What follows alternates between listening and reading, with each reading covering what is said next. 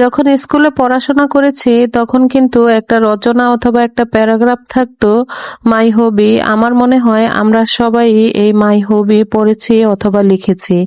আর ওখানে অনায়াসেই লিখে দিতাম মাই হবি হচ্ছে গার্ডেনিং। কিন্তু বড় হয়ে এই গার্ডেনিং করার আর সুযোগ হয়ে ওঠেনি, যেহেতু শহরে চলে এসেছি।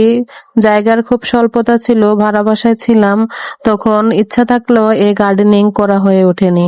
হ্যালো এভরিওয়ান, আসসালামু আলাইকুম। সবাই কেমন আছেন? শরীফাস লাইফস্টাইলে আপনাদেরকে স্বাগতম। তো আমার বাসায় এখন অনেকখানি জায়গা আছে আমার এই শখটা পূরণ করার জন্য। আমার বাসায় দুইটা ছাদ আছে, আমি একটা ছাদ টেনে নিয়েছি, যার কারণে দুইটা ছাদই ফাঁকা পড়ে আছে। তা আমার সেই ছোটবেলার শখটা অথবা প্যারাগ্রাফে রচনায় লেখার সেই গার্ডেনিং এর শখটা আমি এখন পূরণ করতে যাচ্ছি। দেখি হয় কি না, তাই প্রথমেই আপনাদের সাথে শেয়ার করছি।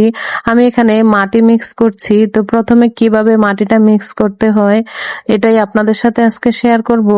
এখানে আমি কিছু শুকনো গোবর নিয়েছি, কুরবানির সময় যে গরুটা এনেছিল ওখান থেকে গোবরটা সংগ্রহ করে নিয়েছি। ছাদে সামান্য পরিমাণ শুকিয়ে নিয়েছি, খুব বেশি কড়া করে শুকাইনি, গোবরটা হালকা একটু ভিজা রয়ে গিয়েছে। তো এই গোবরটা আমি পিষে নিয়েছি একদম ছোট ছোট করে।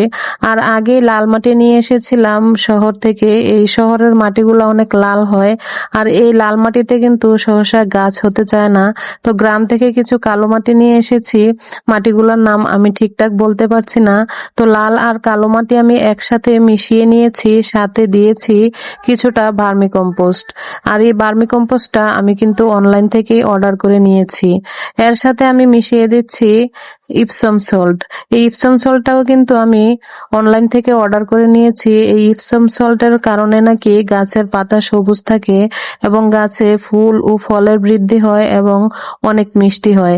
তাই আমি এই মাটির সঙ্গে ইপসম সল্টটা দিয়ে দিয়েছি। তো সবকিছু দেয়া হয়ে গেলে মাটিটা ভালোভাবে মিশিয়ে নিতে হবে, একদম সবকিছু যেন পারফেক্ট ভাবে মিক্সড হয়ে যায়। তাই আমি মাটিটা অনেকক্ষণ যাবত মিশিয়ে নিয়েছি। তারপর যেটা করব, বাজার থেকে ফলের ক্যারেট নিয়ে এসেছি। এই ফলের ক্যারেটগুলো খুব বেশি একটা দাম নয়, খুব অল্প দামেই পাওয়া যায়। অনেকগুলো ফলের ক্যারেট নিয়ে এসেছি। এই ক্যারেটের মধ্যে প্রথমেই আমি এখানে দিয়ে দিয়েছি সিমেন্টের বস্তার মধ্যে কিন্তু ছোট ছোট ছিদ্র করে দিয়েছিলাম। তারপর দিয়ে দিচ্ছি কিছুটা কংক্রিট, ইটের কংক্রিট বিছিয়ে দিয়েছি। এখন এখানে আমি কিছু পরিমাণ বালি দিয়ে দিয়েছি। এর ফলে নিচে পানিটা একদম চিপচিপে হয়ে থাকবে না, পানিটা অনায়াসেই নিচে চলে যাবে।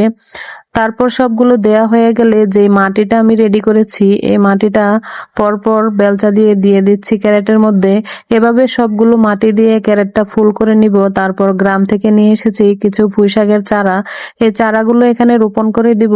তো রোপণ করার কতদিন পর চারাগুলো কেমন হলো অবশ্যই আপনাদের সাথে শেয়ার করব। আর ভিডিওটি কে কোথা থেকে দেখছেন অবশ্যই কমেন্ট করে জানাতে ভুলবেন না, ভালো লাগলে শেয়ার করবেন।